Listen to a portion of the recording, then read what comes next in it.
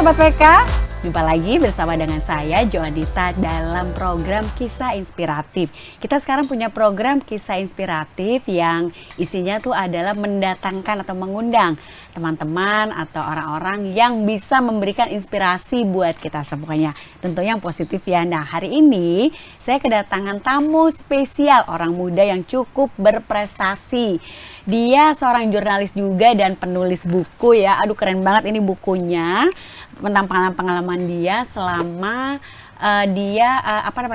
mendapatkan beasiswa di satu negara impian banyak orang, impian banyak netizen. Kita langsung aja kenalan dengan Mbak Denti Piawai Nastiti. Halo. Halo Mbak. Apa kabar Mbak Denti? Baik, baik. Aku udah cari-cari tahu tentang Mbak Denti, udah baca bukunya, ini menarik banget ya. Di saat semua orang kepengen kuliah ya Mbak, kuliah di luar, dapat beasiswa, apalagi tuh kayak dapat bonus lah ya gitu ya. Bisa kuliah biaya sendiri aja tuh susah gitu kan ya Mbak. Apalagi nih Mbak Denti plus bonusnya dapat beasiswa. Nah, aku tuh mau ceritain dulu dong Mbak Denti ini kan juga kabarnya seorang jurnalis. Nah, biasanya kan orang-orang itu kan anak-anak itu kan yang habis selesai sekolah ya Mbak, baru dapat cari beasiswa ataupun bekerja setahun 2 tahun baru cari beasiswa. Nah, Mbak Denti ini tuh sudah malang melintang di dunia jurnalis gitu, udah mukanya udah terkenal banget di kalangan media gitu ya. Nah, terus bisa dapat beasiswa itu gimana ceritanya Mbak? Boleh tolong diceritain, silakan. Ya, terima kasih. Benar sih kata Mbak Yohanita ya, bahwa biasanya orang lanjut S2 itu setelah lulus S1 terus lanjut gitu ya. Kebetulan aku emang sempat kerja dulu. Dan udah 5 tahun kerja, aku baru mencari beasiswa gitu. Wah, 5 jadi tahun ya Mbak ya. Iya. Jadi emang udah. Artinya gini loh, nggak harus dari awal Iya. ya. Maksudnya kan kalau selama ini yang saya tahu ya, itu kan kayak setahun 2 tahun kerja cari beasiswa gitu kan. Ini ternyata 5 tahun ini ternyata masih ada peluang. Iya. Itu sih sebenarnya mau saya garis bawahi ya Mbak ya. Bener-bener. Jadi jangan takut ya. Sobat PK dan juga teman-teman semua, Mbak Denti ini contohnya 5 tahun kerja, dia masih punya dapat bonus dan kesempatan emas dapat beasiswa. Silakan lanjutin. Iya betul, jadi aku juga pas lagi di kelas tuh juga, wah ya ampun teman-temanku muda-muda sekali ya. Karena yang lainnya tuh umurnya 23, 24 gitu. Terus aku udah berusia lah ya di antara teman-teman yang lain gitu. Jadi nggak kelihatan kok. Jadi itu juga pengalaman menarik buat aku. Nah kalau terkait beasiswanya sendiri, aku emang kuliah dari beasiswa Chevening Award. Jadi beasiswa Chevening Award itu adalah beasiswa yang diberikan oleh pemerintah Inggris gitu kepada para mahasiswa ya yang ingin melanjutkan kuliah gitu. Jadi syaratnya tuh memang harus punya pengalaman kerja minimal 2 tahun gitu. Kemudian juga ada proses seleksinya dan akhirnya aku dapat kuliah di SOAS University of London tahun 2001 sampai lulus ke 2022 gitu. Oh gitu, 2021 ya? Iya. Ya. Baik, tadi Mbak dapat programnya Chevening Award dari London. Nah itu kalau cara carinya, atau pengen tahunya tuh selain itu kan ada LPDP dan sebagainya tuh gimana sih Mbak? Ada nggak sih Mbak mungkin bisa kasih masukan ya ke kita semuanya? Kadang-kadang kan suka, aduh kepengen sekolah lagi atau beasiswa, tapi nggak tahu nih caranya gimana, nyarinya di mana ya gitu. Gimana Mbak? Informasinya sebenarnya sudah banyak tersebar ya, karena ini beasiswanya tuh setiap tahun pasti ada gitu, pasti dibuka lowongannya gitu, dan seleksinya juga pasti setiap tahun gitu. Kalau pengen tahu tentang Chevening bisa membuka sebenarnya di website chevening.org gitu, dan di situ semua informasi ada. Dan proses seleksinya kayaknya hampir sama ya dengan jenis beasiswa lainnya gitu. Harus kirim esai gitu, terus harus melengkapi dokumen-dokumen. Kemudian kalau di Chevening tuh ada interview juga. Jadi begitu udah lolos seleksi yang esai, kemudian kami diinterview, kemudian baru deh hasil akhirnya tuh seperti apa gitu. Jadi memang proses seleksinya pun cukup panjang ya, hampir 1 tahun gitu. Dan itu lama juga ya Mbak ya? Iya, dan itu juga berbarengan dengan proses mendaftar ke kampus-kampusnya juga gitu. Oh gitu. Jadi Kampusnya kan bisa pilih gitu ya, Mbak? kampusnya bisa pilih. Kalau di Chevening kami diminta untuk mencantumkan 3 kampus pilihan kami Oh, baik. yang memang sesuai dengan minat dan bakat dan keinginan gitu setiap orang yang mau kuliah. Jadi itu paralel, jadi barengan antara mendaftar beasiswanya dengan mendaftar kampus-kampusnya juga. Karena kampusnya kan juga belum tentu lolos nih gitu. Jangan sampai nanti begitu beasiswanya dapat, ternyata kampusnya nggak dapat, atau sebaliknya dapat kampusnya, beasiswanya nggak dapat. Jadi itu barengan gitu. Oh, jadi itu prosesnya ya, Mbak ya.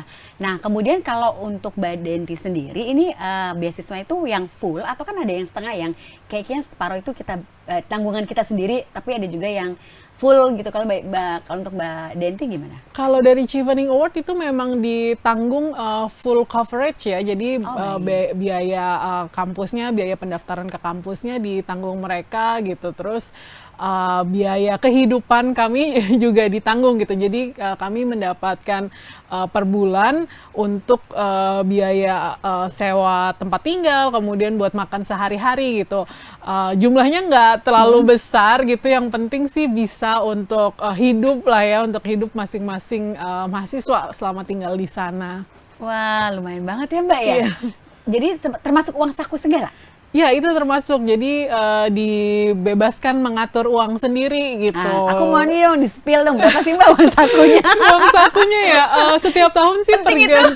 Setiap tahun tuh Tahun pertama berapa tahun pertama? tahun pertama tuh aku lupa detailnya ya, tapi ada sekitar Kira-kira ya? kira-kira mungkin 1 bulan tuh sekitar 1.400 pound sterling lah, sekian gitu ya. Tapi jangan dibayangkan itu sangat besar ya. Karena ini apa ya? Ini hidupnya juga besar gitu. Jadi untuk sewa kos-kosan gitu ya, untuk sewa tempat tinggal aja itu hampir 20 juta sendiri mungkin 1 bulannya gitu. Jadi memang uang itu sebagian besar dipakai untuk sewa tempat tinggal, juga untuk hidup ya, untuk makan, untuk transportasi, Sehari-hari untuk gitu ya. sehari-hari gitu. Oke, baik, Mbak. Aku tuh mau tanya dulu ya, untuk apply di Chevening ini ya, itu Mbak langsung dapat atau gimana? Dengan prosesnya tadi yang panjang iya. sampai 1 tahun, itu Mbak awal daftar, apply gitu langsung dapat, atau Mbak pernah coba di tempat-tempat lain juga? Iya, nggak langsung dapat sih. Jadi mungkin beberapa mahasiswa lain cukup beruntung sekali mendaftar itu langsung dapat gitu. Kebetulan saya bagian yang harus berdarah-darah dulu gitu buat dapatnya, karena nggak langsung sekali ya. Dan memang Chevening tuh bukan satu-satunya beasiswa yang saya daftar. Jadi saya sempat daftar beberapa negara lain kayak Swedia, Amerika gitu, terus Inggris juga gitu.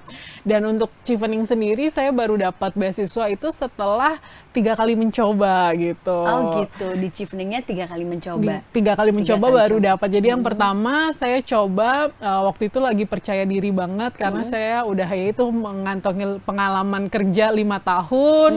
Terus juga udah dapat ya lumayan ada beberapa penghargaan jurnalistik yang bikin saya pede buat daftar gitu.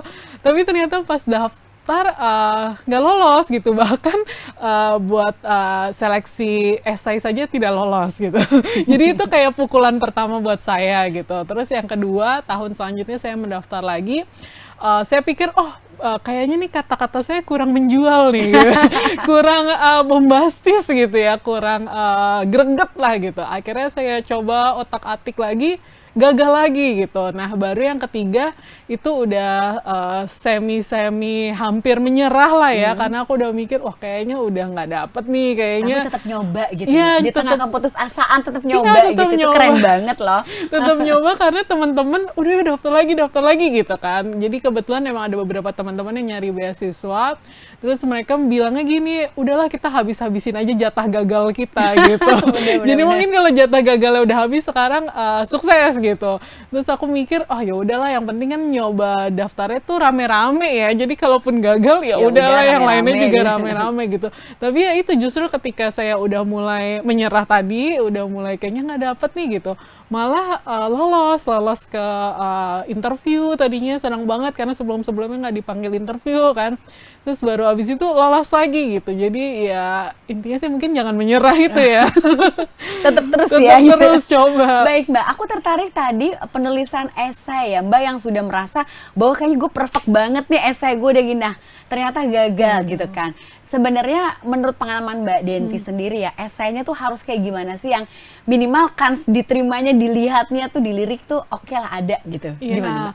Yang pertama sih harus jujur sama diri sendiri ya. Baik. Jadi aku juga waktu menulis esai itu nggak langsung aku tulis gitu. Jadi aku coba menggali diriku sendiri. Sebenarnya apa sih kekurangan dan kelebihan aku gitu. Jadi kenal diri lebih sendiri baik gitu ya, Mbak, dengan ya, lebih baik, baik. ya. Jadi ketika kita tahu kekurangan kita, kita tuh kedepannya mau memperbaikinya seperti apa sih gitu. Jadi itu yang aku lakukan begitu aku tahu kekurangan kelebihan aku. Terus aku juga mind mapping juga ya, kedepannya tuh aku mau seperti apa sih, aku mau menjadi jurnalis yang seperti apa sih gitu. Jadi dengan mengenali kita diri sendiri itu jadi bisa lebih mudah ya ketika kita menulis esai gitu. Terus selain mengenali diri sendiri juga kita harus tahu nih ke depannya kita tuh mau menjadi apa gitu atau mau seperti apa gitu. Karena di esai itu tujuannya adalah menggali apa yang sudah kita lakukan, apa yang sedang kita lakukan, dan apa yang mau kita lakukan di kemudian hari gitu. Sebenarnya itu tergantung beasiswanya ya, karena kalau di Chevening sendiri kan dia mencari kata-kata yang sering mereka sebut adalah future leader gitu. Jadi kayak mereka mencari sosok-sosok yang punya kualitas kepemimpinan di masa depan gitu. Jadi ya kalau kita nggak ngerasa punya kualitas itu sekarang ya nggak masalah juga gitu, karena yang penting kan di masa depan gitu ya, yang penting di masa depannya kita menuju ke sana gitu sih. Jadi mesti baca baik-baik juga ya, tentukan temanya tuh apa gitu, Iya, gitu ya betul, Mbak, betul. ya. Karena ya setiap beasiswa tuh ada kata kuncinya gitu. Mereka tuh mencari sosok yang seperti apa sih gitu. Iya. Menarik juga sih Mbak. Kemudian gini Mbak, dari sekian ribu yang daftar mungkin ya, itu Mbak bisa lolos dengan tahap-tahap yang tadi nggak mudah gitu ya. Waktu berangkat dari sini itu Mbak dengan berapa orang dari Indonesia? Atau Mbak sendiri mungkin? Angkatan aku tuh sekitar 50 orang ya, aku lupa persisnya berapa, kayaknya antara 55 atau 56 gitu satu angkatan. Yang mendaftar itu mungkin belasan ribu ya, 13.000 atau 14.000 Wow, banyak orang banget. gitu. 13-15 ribu yang diterima cuma 50-an orang. 50 orang. Ya, dan waktu berangkat sih memang sendirian karena belum kenal siapa-siapa gitu, belum punya temen. Tapi pas di sana kita banyak kumpul-kumpul, ada gathering, ada acara-acara conference gitu, yang akhirnya aku jadi kenal juga sama teman-teman Indonesia yang lainnya gitu. Jadi sampai di sana itu kalau nggak salah kan masih jalan-jalan akhir COVID ya. Bisa ceritain nggak sih Mbak pengalaman ketika tiba di sana, itu suasananya kayak gimana Inggris ketika di tahun 2021 Mbak datang itu? Iya, pas datang itu, pas berangkat lagi Indonesia tuh lagi tinggi-tingginya kasus COVID kan. Terus di Inggris itu Indonesia dimasukkan ke zona merah. Jadi zona merah itu negara-negara yang punya kasus COVID yang tinggi gitu. Terus pendatang dari zona merah ini kita harus diisolasi mandiri selama 10 hari di hotel. Nggak boleh ketemu siapa-siapa selama 10 hari itu. Karantina ya, di karantina mandiri selama 10 hari. Terus baru setelah 10 hari, dan itu setiap 3 hari sekali kami harus dicek gitu, baru setelah 10 hari baru boleh lepas nih dari kandang kira-kira gitu ya, lepas dari karantina baru aktivitas ke masyarakat. Dan waktu awal-awal sih memang masih pakai masker gitu ya, masih kegiatan saya kelasnya juga masih kelas online gitu. Terus tapi belum banyak ketemu orang, tapi abis itu cuman 2 bulan atau 3 bulan akhirnya udah masuk open mereka ya. Terus udah masuk kelas, udah boleh buka masker. Itu seneng banget dong pasti ya Mbak ya? Iya, seneng karena akhirnya bisa belajar yang beneran di kelas rame gitu. Kampus luar negeri pula. Iya, Gitu ya, Mbak ya? bisa piknik, bisa jalan-jalan gitu. Dan namanya orang Indonesia ya mungkin dari Asia juga sempet takut terus kemana-mana masih pakai masker gitu ya. Tapi orang-orang sana tuh yang kayak buka dong maskernya gitu. Oh, Jadi oke. ya itu pengalaman juga ya. Ternyata mereka langsung cepat Terimanya gitu terima ya. ya, langsung transisinya tuh cukup cepat. Yang gitu. paling menarik dari London selama Mbak di sana tuh apa? Yang paling menarik tuh gloomy ya, dan itu bikin kayak apa ya? Ini nggak bohong ya, tapi aku jadi lebih sering galau di sana. Jadi situasi kondisi mempengaruhi gitu Bener, mood ya. mempengaruhi mood gitu. Aku pikir Baik. kenapa ya gitu. Tapi emang bener, jadi hampir setiap hari tuh mendung gitu kan. Iya ya, Mbak, ya? Walaupun nggak hujan, tapi kayak mendung, terus semuanya abu-abu gitu. Dan dingin juga gitu. Dan itu bikin orang tuh jadi malas interaksi gitu kan. Akhirnya karena malas interaksi jadi apa ya, jadi galau, jadi mudah murung gitu. Ini nggak bohong, karena beneran deh. Karena beneran begitu cahaya muncul gitu, misalnya pas lagi summer, itu tiba-tiba aku emang lebih Moodnya happy beda gitu ya. moodnya lebih happy, terus jadi lebih sering hangout sama teman-teman gitu. Jadi ini bukan salah aku ya, tapi salah cuaca. Menyalahkan cuaca. Keren juga ya. Jadi cuaca tuh juga mempengaruhi mood kita Mempengaruhi rupanya kalau di mood. sana ya gitu ya. Baik, kan dari negara tropis yang cenderung panas banget gitu ya Mbak, ke negara di London, di Inggris yang gloomy yang tadi Mbak bilang. Itu Mbak butuh adaptasi berapa lama sih Mbak? Akhirnya ya mau nggak mau langsung beradaptasi ya. Aku sih terbantu karena aku tinggal di student accommodation gitu. Oh, baik. Jadi banyak teman-teman ada ya. teman-teman, terus kami satu kampus gitu. Jadi walaupun kadang gloomy, ada temanku gitu dari kamar sebelah tuh ngetok pintu, ayo Denti ke kampus bareng gitu. Oh, gitu. Jadi akhirnya kita berangkat ke kampus bareng atau ke perpustakaan bareng. Terus kalau belajar kita juga sering bareng-bareng gitu. Jadi karena ada temen lain yang membantu aku untuk beradaptasi, untuk ngobrol, aku rasa itu jadi lebih mudah ya, lebih jadi nggak terlalu galau dan nggak terlalu murung lah karena ada temen gitu. Jadi lebih happy lagi. Lebih ya? happy Nah, lagi. Baik. Terkait dengan teman-teman yang bikin happy tadi ya Mbak Denti tuh di sana tuh ketemu dengan berbagai macam orang dari negara lain gitu ya. Nah, pengalamannya tuh gimana, yang paling asik ketemu mereka tuh apa, atau pernah mungkin dijutekin sama mereka gitu-gitu nggak sih Mbak? Kan kayaknya kalau baca-baca novel atau cerita gitu kan rumornya nih orang sana tuh kan kayak yang nggak terlalu ramah gitu loh. Terus gimana dengan Mbak Denti datang dari negara yang paling ramah sedunia gitu. Gimana Mbak? Untungnya sih temenku juga ramah-ramah ya. Aku juga sering dengar tuh katanya orang Brits gitu, orang British itu mereka suka cuek gitu ya. Kebetulan Dingin aku gitu ya, Mbak ya? dingin gitu atau nggak ramah. Kebetulan aku tinggal di student accommodation itu berlima. Jadi aku ada temanku satu dari Amerika, ada satu lagi dari China, dan dua ini British gitu. Mereka tuh British yang dari luar kota, kemudian kuliah juga di London, terus tinggal bareng. Dan teman-temanku nih baik-baik gitu, mereka sangat ramah, kita sering masak bareng di dapur. Menyenangkan. Dan itu kelihatan sih akhirnya temanku yang Amerika masak apa, yang British masak apa, sementara orang Indonesia kan masaknya banyak bumbu kan, banyak bumbu, aromanya kemana-mana gitu. Tapi ya itu, terus akhirnya kita makan malam bareng, terus saling nyobain makanan gitu. Jadi aku sih cukup beruntung karena kesana sebagai student, kemudian lingkunganku juga lingkungan yang asik gitu, ya akhirnya mudah ya untuk bersosialisasi gitu. Jadi mulai betah dan gak Jadi, kangen rumah gitu ya Mbak ya. Iya itu betul banget. Terus kalau makanan di sana nih Mbak, banyak juga yang pengen tahu nih, kalau makanan di sana tuh gimana? Apakah ada banyak makanan yang menjual makanan halal atau gimana sih Mbak? Apa susah gitu loh, gimana Mbak? Iya, kalau makanan memang makanan sana kalau kita bilang nggak ada rasanya ya. Kurang rasa gitu. Dengan kita yang selalu spicy full Iya, bumbu dengan gitu ya. macam-macam dan pedas gitu ya Berarti di sana. dari sini bawa bumbu perbumbuan gitu dong Oh Mbak? iya pastinya.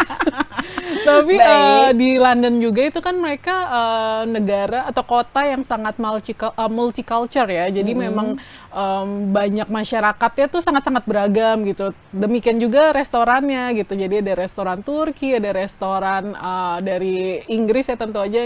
Restoran Indonesia juga ada gitu. Jadi kalau cari makanan sih nggak susah ya, karena jenis Tersedia, ya? makanannya macam-macam. Mungkin satu-satunya masalah harganya yang lumayan gitu. Maka dari itu tadi masak rame-rame di pantry Makanya ya. lebih sering masak di kos-kosan gitu. Baik. Tadi soal makanan, kemudian soal transportasi di sana. Susah nggak sih Mbak? Kayak Transportasinya kemana-mana gitu, juga, Mbak pakai apa transportasi nah di sana? transportasinya tuh mudah juga ya karena sangat terkoneksi, well connected, dan ada kereta bawah tanah, terus ada bis gitu. Itu sebenarnya sangat-sangat mudah sih. Tapi aku juga sempat nyobain transportasi, aku naik sepeda jadi selama di London gitu. Kenapa naik sepeda? Pertama buat hemat biaya ya, hemat ongkos gitu. Terus yang kedua juga London itu kan sangat cepat ya, pergerakan masyarakat tuh bener-bener mereka tuh kalau jalan tuh bisa 3 kali lipat lebih cepat dari orang Indonesia Iya gitu. kah? Karena langkahnya juga mungkin lebih Langkahnya panjang ya. lebar-lebar, terus mereka sangat terburu-buru gitu. Dan aku ngerasa kayak kenapa sih nih kayak selalu terburu-buru ya, selalu rush gitu. Akhirnya aku naik sepeda tuh biar lebih santai gitu, biar lebih nikmatin kota, lebih enjoy cuacanya gitu. Dan itu ya cukup menyenangkan ya, karena di Jakarta aku nggak pernah naik sepeda gitu. Tapi di sana aku terus naik Terus naik sepeda. sepeda ya, dan itu sangat menyenangkan ya Mbak ya, karena ya mungkin kan di sana juga kalau naik sepeda mungkin lebih aman ya dengan cuaca yang nggak panas Iya. tentunya gitu kan. Iya. Ya baik. Terus kemudian kalau dari kos ke kampus itu kan bersepeda seringnya ya Mbak Denti ya. Nah untuk teman-teman di sana apa namanya juga banyak yang seperti itu juga kah atau gimana? Iya banyak yang bersepeda karena di sana banyak banget fasilitas untuk para pesepeda ya. Jadi benar-benar kalau di Indonesia kan ada jalur khusus sepeda ya, tapi jalur khususnya kan sering dipakai buat lewat motor gitu atau lewat mobil. Di sana nggak ada gitu. motor Di ya, sana Mbak, ya? nggak ada yang berani gitu. Di sana jalur sepeda khusus buat jalur sepeda, bahkan ada lampu merahnya itu khusus lampu merah sepeda Oh, gitu. gitu. Jadi kalau Keren berhenti ya. ya berhenti, kalau jalan ya jalan gitu. Terus banyak parkiran khusus sepeda juga di Oh, stasiun, di pasar, di kampus gitu. Jadi nggak ada kekhawatiran buat ninggalin sepeda dimanapun gitu. Nah itu yang bikin banyak mahasiswa juga naik sepeda sih. Teman-temanku kebanyakan juga naik sepeda ke Gitu ya. kampusnya. Baik. Mbak Denti tuh ambil jurusan apa di sana? Aku kuliah jurusannya Religion in Global Politics. Wow, berat di sekali. SOAS ya. Kenapa pilih jurusan itu Mbak?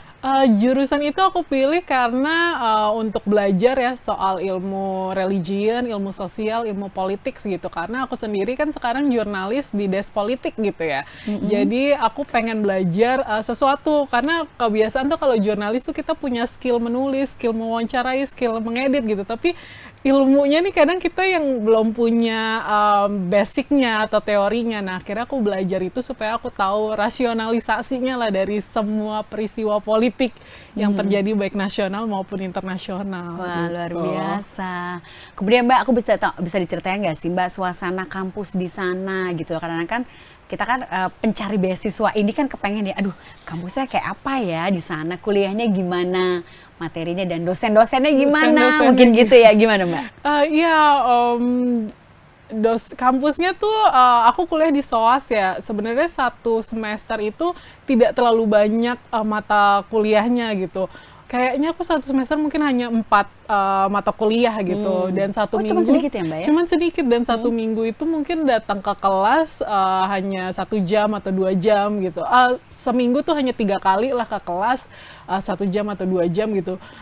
Memang kelihatannya sedikit gitu, sebentar gitu. Tapi sebenarnya tugasnya banyak banget, bacaannya banyak banget. Terus di kelas juga walaupun itu hanya 1 jam atau 2 jam, mahasiswa tuh dituntut aktif berbicara gitu. Jadi nggak pernah ya, hampir Jadi nggak cuma kayak diem aja dengerin gitu, enggak ya? Enggak, jadi hampir nggak pernah dosen ngasih materi gitu. Memang ada sesinya ketika lecture namanya, dosen memberi materi gitu, terus kita aktif tanya. Tapi ada juga sesi yang dosen tuh tanya langsung, oke, kita mau diskusi soal apa gitu. Jadi Terbuka jadi ya, Mbak? terbuka. Nah, sebelum kelas itu kita harus membaca kan, karena kalau kita nggak baca ya kita mau diskusi apa di kelas gitu. Aku pernah ada momen-momen pas awal kuliah tuh belum baca materi, kemudian pas di kelas ya cuman bisa aduh nih pada ngomongin apa ya, nggak nyambung gitu kan. Pengalaman jadi ya Mbak ya. Jadi itu pengalamannya, oke, aku harus belajar dulu nih sebelum ke kelas, dan dosen biasanya ngasih daftar bacaan tuh bisa 20 sampai 30-an buku gitu satu pekan. Ya kita harus baca dulu biar di kelas tuh kita bisa lebih aktif ya buat ngobrol, buat mengemukakan pendapat lah gitu. Nah, itu kan 20 sampai 30-an buku gitu kan ya Mbak ya, pada satu mungkin mata kuliah gitu kan. Nah, sedangkan ini Mbak dalam satu hari bisa 2 atau 3 mata kuliah kan. Nah, gimana caranya ngatur waktunya?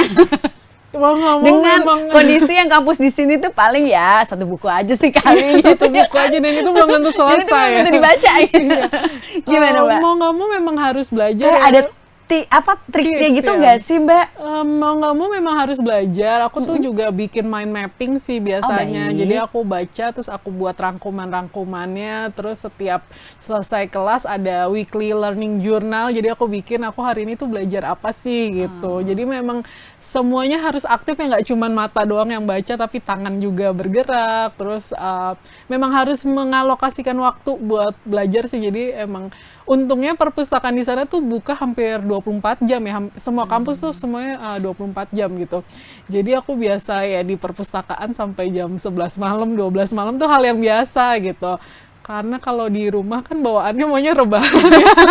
Jadi dengan kondisi yang gloomy. Dengan kondisi yang gloomy, akhirnya aku paksa ke kampus, dan teman-teman juga kampusnya perpustakaannya tuh selalu rame gitu. Jadi nggak pernah walaupun ngerasa malam sendiri. sekalipun tuh juga selalu tetap rame. Ya karena gitu. 20 buku itu tadi ya Mbak. Akhirnya semuanya ya belajar mau nggak mau. Oke, baik.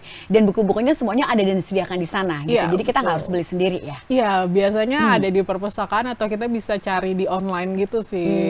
Gitu. Jadi nggak usah Semua khawatir tersedia. ya, Sobat PK dan teman-teman semuanya. Kalau nanti misalnya Anda juga beruntung bisa dapat beasiswa untuk kuliah di sana di London yang pakai mungkin chevening juga, buku-bukunya udah nggak usah mikirin lagi gimana belinya atau nggak usah ya. Ternyata Mbak Denti tadi cerita perpustakaannya pun 24 jam, temennya ramah, tapi dosennya pun juga mengharuskan kita untuk lebih terbuka dan mau belajar. Gitu ya Mbak ya. Betul. Nah, ada tugas-tugas lain nggak sih Mbak, kayak misalnya tugas apa gitu dari mereka gitu?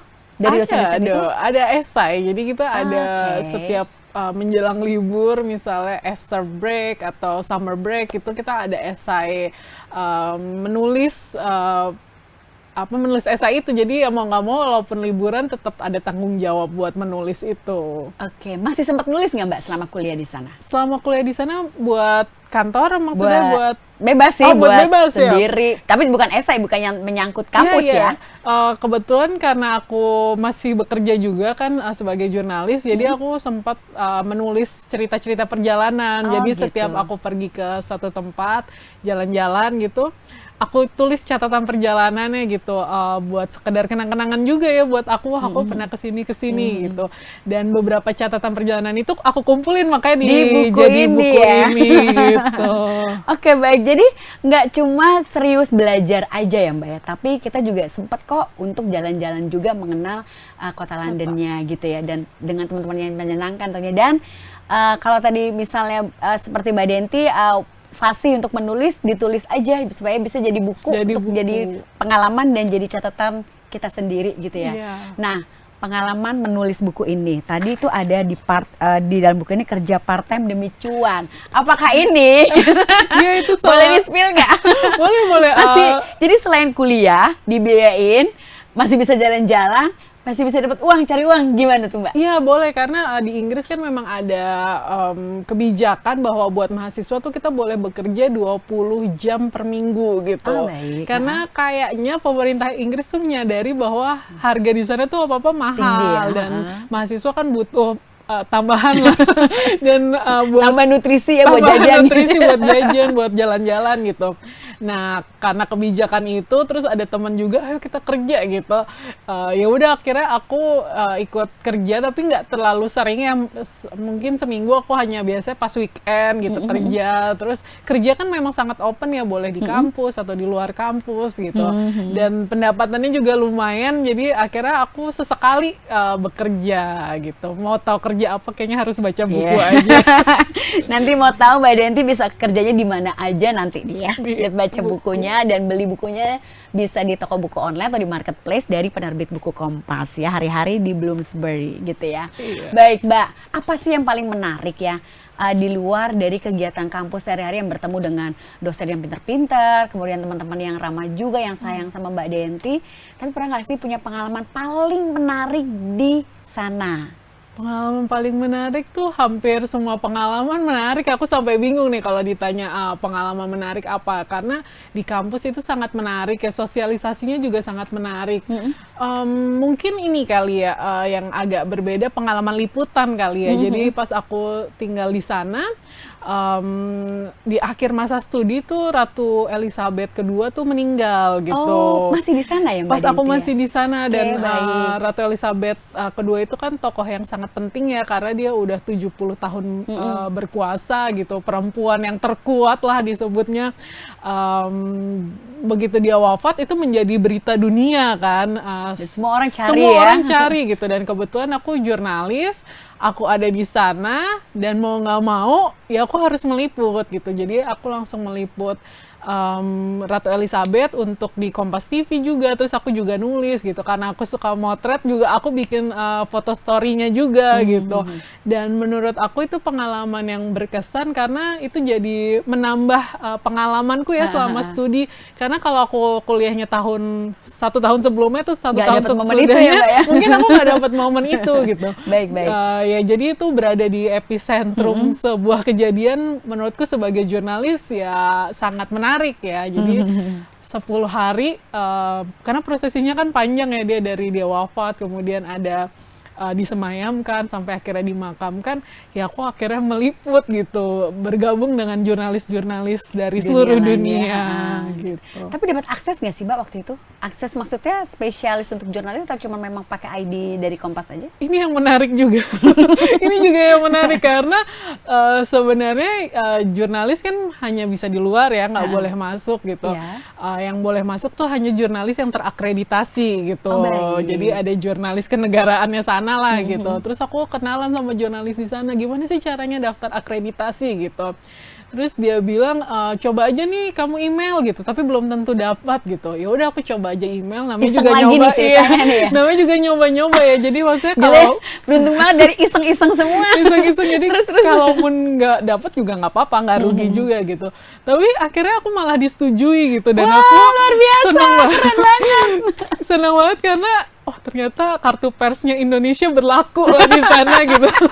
Jadi aku langsung boleh liputan di Westminster Hall, tempat Ratu Elizabeth disemayamkan, terus bisa masuk. Tapi ini juga menarik karena di dalam nggak boleh foto gitu. Oh, baik. Jadi nggak boleh bawa handphone, nggak Jadi boleh. laporan pandangan mata aja Iya, gitu ya laporan Mbak? pandangan mata aja, deskripsi Baik. aja gitu. Dan aku lihat tadi aku juga mau mencuri-curi foto kan ya. Biasa jurnalis Indonesia kan tetap Pinter ya kayak gitu. pinter ya. Usaha gitu. Terus Tapi gimana? Dapat nggak? nggak boleh, karena aku lihat teman-teman yang lain sangat tertib gitu ya. Jangan sampai merusak gitu Jangan ya. sampai rusak, nanti aku malah diusir kan malah nggak enak ya. Jadi malah buruk ya. Iya, jadi aku Baik, tetap, terus itu ya keren udah, banget aku ya Mbak. tetap Jadi waktu itu liputan. Mbak Denti itu pengalaman yang paling iseng tapi jadi luar biasa, momen penting itu di sana tuh ngeliat apa aja Mbak? Bisa kemana aja aksesnya? Ketika Ratu itu Elizabeth ketika meninggal. disemayamkan aja ya. Jadi disemayamkannya itu kan masyarakat Inggris tuh sampai buat ketemu dan buat Penghormatan terakhir ya? penghormatan terakhir itu kan mereka mengantri sampai 16 jam, 17 jam gitu. Bahkan David Beckham juga ikut Iya. antrian selama Sampai 16 berapa jam hari, gitu. Dan aku cuma penasaran sebenarnya di dalam tuh ada apa sih. Ya sebenarnya di dalam hanya ada peti jenazah, tentu aja di dalam Westminster Hall tuh bangunan yang sangat bersejarah gitu. Dan pas aku datang itu ada Pangeran William, Pangeran Harry itu mereka sedang memberikan penghormatan terakhir ke Ratu Elizabeth kedua gitu. Ya udah akhirnya itu yang aku lihat, terus itu yang aku laporin juga sih ke aku tulis gitu ya laporan itu. Bagaimana gitu. rautnya mereka, Bagaimana rautnya mereka, gitu iya ya, sampai Mbak ya? mereka menangis, sampai mereka anjingnya juga ikut memberikan ya, corgi penghormatan ya. terakhir gitu. Oh, corgi-corginya tuh diajak ke situ semua ya, Mbak Diajak ya? ke situ semua. Oke. Jadi ya itu cara mereka buat menghormati ya Ratu Elizabeth kedua gitu. Yang ya kalau aku ngantri tuh kayaknya Ngantri berapa jam, Mbak, untuk yang dapat karena dapat ID khusus itu karena kan? dapat ID khusus nggak ngantri ya, jadi Wah, cuman VVIP kalau gitu ya? VVIP cuman kayaknya hanya ada 12 orang waktu itu yang boleh masuk gitu, Oh, dan termasuk kita Mbak Denti. dikasih Gila, kesempatan luar 1 biasa jam. banget. Tularin dong keberuntungannya. Ayo. Harus coba-coba aja ya gitu. Dan ya itu jadi pengalaman yang berkesan ya menurut aku buat melihat langsung gitu apa yang terjadi di dalam. Oke, baik, itu sampai dengan pemakamannya ya, Mbak ya? Sampai dengan pemakamannya ya. Jadi ke-12 orang yang spesial ini juga terus nempel terus gitu gimana? Nggak selalu sih, karena kan prosesinya banyak banget ya, dan aku juga nggak selalu Nggak ngikutin terus ya, Mbak, terus ya? gitu, tapi banyak banget lah momen-momen yang ketika misalnya nggak boleh masuk ke itu kan penjagaannya sangat ketat gitu ya, sangat kuat gitu, tapi aku bilang saya jurnalis dari Indonesia gitu, itu boleh masuk gitu. Gila, luar biasa.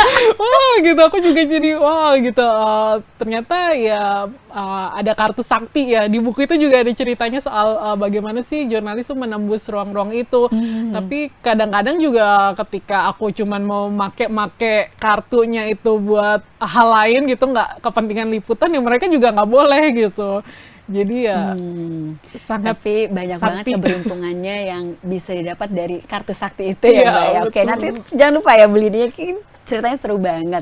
Nah, kalau tadi tuh kita udah yang senang-senang. Ada nggak sih, Mbak, hal-hal yang kurang enak gitu ya? Ini di sini ada judul Prank Notting Hill. Jangan-jangan ini ya? Ini kenapa ini nih Prank Notting Hill nih? Kalau Prank Notting Hill itu, Notting Hill kan daerah yang cukup terkenal ya, bahkan Iya, ada ada filmnya.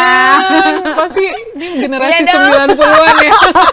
Aduh, itu nggak bisa lupa, lagu-lagunya semua saya masih hafal loh. Lagu-lagunya hafal kan, adegan-adegannya Nah. hafal ya. Aku juga berangkat ke Notting Hill tuh dengan imajinasi pintu yang birunya sama, itu ya? iya, dengan pintu biru, dengan aktor-aktornya yang aku masih ingat gitu. Terus ada pasar Portobello Market gitu. Itu masih ada kah? Masih ada, semuanya iya, masih luar ada biasa. gitu. Terus. Tapi pranknya adalah ketika aku datang ke toko buku itu yang ternyata bukan toko buku. Gitu. Itu adalah, Settingan ini ya? nggak apa-apa nih kita spill. Nggak apa-apa. Nggak apa-apa ya. Jadi itu ternyata toko bukunya sekarang udah berubah jadi toko souvenir gitu. Oh, jadi ya Jadi itu kebutuhan kali ya, Mbak iya, ya. karena udah berubah ya. Dan aku ngerasa, kena prank nih gitu, karena toko buku yang tadinya aku bayangkan si toko buku Notting Hill seperti di film, ternyata dia jualannya souvenir, jualan tas-tas, jualan pajangan-pajangan gitu. Lucu juga sih. Ya udah aku lihat-lihat gitu, aku foto ke pintu birunya juga. Keren banget ya. Ya semoga nanti teman-teman dan sobat mereka bisa menyusul ya ke sana, kayak Mbak Denti punya pengalaman yang sangat menyenangkan. Nah, kemudian satu nih, Mbak, kita balik lagi ke rel ya. Itu kalau misalnya untuk beasiswa ini, apakah hanya S2 aja atau bisa beasiswa untuk S1-nya ya, Mbak ya? Kalau Chevening memang khusus S2. Khusus S2 iya, ya? khusus S2. Mungkin kalau cari beasiswa yang lain seperti LPDP itu bisa ada S1, S2, S3 gitu. Tapi kalau Chevening tuh khusus S2 ya. Oke. Baik, jadi untuk yang Mbak Denti, pengalaman Mbak Denti itu adalah khusus beasiswa untuk S2. Tapi tidak menutup kemungkinan untuk teman-teman yang baru lulus SMA dan setaraf itu bisa untuk S1 juga gitu ya, Mbak Denti ya. Oke, baik. Mbak Denti, satu lagi nih, Mbak, ini pertanyaan terakhir ya. Kira-kira ada nggak sih rencana selanjutnya untuk kayak cari beasiswa? Kayaknya kayak ketagihan gitu loh. Gimana, Mbak? Ada ya, selalu ada keinginan buat sekolah lagi gitu. Itu kadang S3 dong berarti sekarang ya? Kadang aku mau mikirin, kalau saat ini lagi kerja tuh aku nggak mikirin, wah zaman dulu tuh ternyata pengalamannya banyak banget gitu. Suka dukanya banyak banget. Tapi kita fokus, ya belajar aja gitu. Masalah kita cuman belajar. Kalau sekarang kayaknya masalah tuh macem-macem gitu. Jadi aku ngerasa kadang ya aku keinginan buat kuliah lagi ada gitu, tapi memang harus dipikirin baik-baik ya, apalagi kalau misalnya aku mau S3 gitu, kan kuliahnya 4 tahun ya, dan itu cukup panjang gitu. Jadi memang, dan harus mendaftar lagi dari awal ya, harus bikin esai dan sebagainya gitu. Tentu aja keinginan itu ada lagi dan mudah-mudahan aja tercapai dalam waktu ya dekat ataupun panjang gitu Iya, ya. baik. Jadi semoga tadi jatah gagal udah habis ya Mbak. Iya. Jadi ketika apply S3 semoga nanti beruntung Udah lebih lagi firm. gitu ya. Ini kayaknya banyak beruntung ya nih. Baik. Sobat PK dan juga teman-teman semuanya, terima kasih sudah menyimak kami, dan intinya adalah hari ini tuh pembicaraan benar-benar inspiratif banget, di mana Mbak Denti mengajarkan kita untuk jangan takut gagal, karena program beasiswa ini memang nggak mudah gitu ya Mbak ya. Dan di sana intinya adalah apa? Kita tuh udah punya modal sebagai warga negara yang dari negara yang super ramah. Jadi kayaknya untuk berkomunikasi dengan orang di sana pun kayaknya nggak terlalu sulit gitu ya Mbak ya. Dan pasti punya teman kalau memang kita mau ramah dengan semua orang gitu-gitu ya Mbak ya. Dan kalau untuk kayak tadi cuaca dan sebagainya itu masih bisa lah, gampang lah kan, dari panas ke dingin kecil itu ya nggak sih Mbak ya. Baik Mbak Denti, terima kasih untuk kehadirannya. Nanti kita ngobrol-ngobrol lagi terkait pengalaman Mbak Denti yang lainnya, kayaknya punya pengalaman banyak, dan teman-teman juga nantikan juga program kisah inspiratif kita pada hari ini di minggu-minggu selanjutnya dengan berbagai macam tokoh-tokoh yang juga menginspirasi kita semuanya. Terima kasih sudah menyimak kami. Sampai ketemu lagi dan salam sehat semuanya. Jangan lupa subscribe ya.